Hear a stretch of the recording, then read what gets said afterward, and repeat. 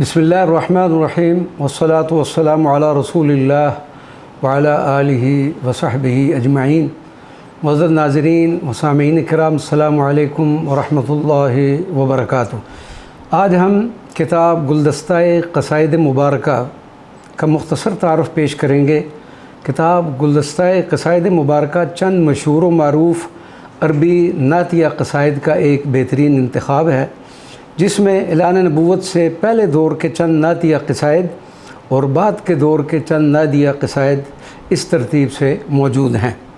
قصائد الحجرہ النبویہ، القصیدہ الحدادیہ، قصیدہ ورقۃ ابن نوفل، قصیدہ حضرت سیدنا ابو طالب، قصیدہ حضرت حسان بن ثابت، قصیدہ حضرت کعب بن مالک، قصیدہ بانت سعاد، قصیدہ جنیہ، قصیدہ حضرت اویس قرنی، قصیدہ حضرت امام آدم ابو حنیفہ، قصیدہ ابو العطائیہ، قصیدہ امام شرف الدین بوصیری، قصیدہ اطیب النغم، قصیدہ ذو قافیتین، قصیدہ سعادت المعاد، قصیدہ احمد شوقی، قصیدہ سید محمد امین قطبی، اور آخر میں چند قصائد غوثیہ مبارکہ بھی موجود ہیں۔